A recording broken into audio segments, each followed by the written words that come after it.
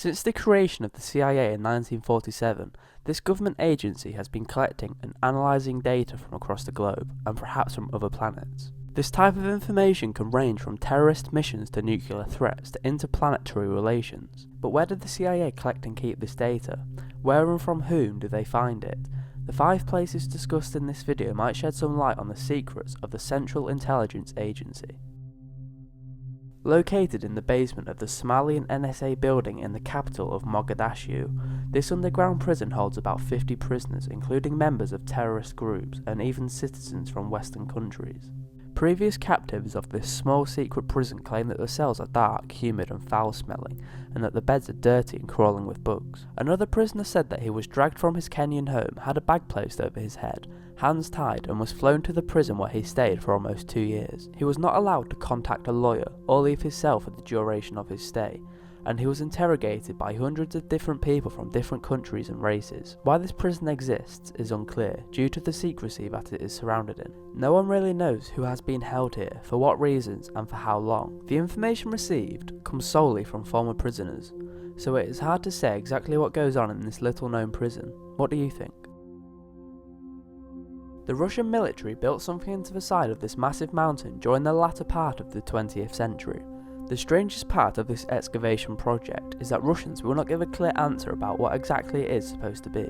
Explanations from the government officials about the project include an underground storage area for food and clothing, a mining enterprise searching for mineral ores, and a bunker in case of a nuclear war. Due to the government's unwillingness to offer a straight answer, many theorise that the mountain is now home to a massive amount of nuclear weapons. Even more chilling is the theory that the complex houses a computer that will detonate the nuclear weapons after detection of any nuclear attack on Russian soil. If the nukes were detonated, the cobalt contained in the mountain range would spread across the entire Earth. In its isotopic form, cobalt is extremely hazardous to human health. The entire world will suffer an epidemic of symptoms ranging from asthma, pneumonia, vomiting, bleeding, coma, to even death. This 1,252 square mile area is the largest known test site for military operations and has been dubbed the new Area 51. It is located in the Salt Lake Desert of Utah and covers an area about the same size as Rhode Island. With that much space, you can only imagine exactly what goes on there, and that's true because people are not allowed to even go near the perimeter. One of the projects that have been released to public knowledge is the recreation of complete towns in Japan and Germany during World War II. These villages were used as models for the military to see the aftermath of weapons of mass destruction. What's left of one German town can still be seen from satellite images of the area, and it might become open to the public for future tours. People have seen strange looking aircraft in the area, with fuselages similar to what you would expect to see in a spacecraft. Set in the southern portion of Nevada, Area 51 is the most talked about government owned location. It was originally designed by the CIA as an area to test aircraft in the 1950s, but the area has been home to more than just test flights. Many speculate that Area 51 projects include extraterrestrial matters like the storage and study of recovered alien spacecraft, the examination of alien life forms, and the creation of spacecraft based on the recovered designs. Whether or not these theories are true is impossible to know, considering no one is allowed to enter the area. In fact, there are snipers watching the perimeter with permission to kill anyone that even gets near. People driving on the highway close to Area 51 have noticed that their cell phones mysteriously turn off when they are within a certain range of its boundary.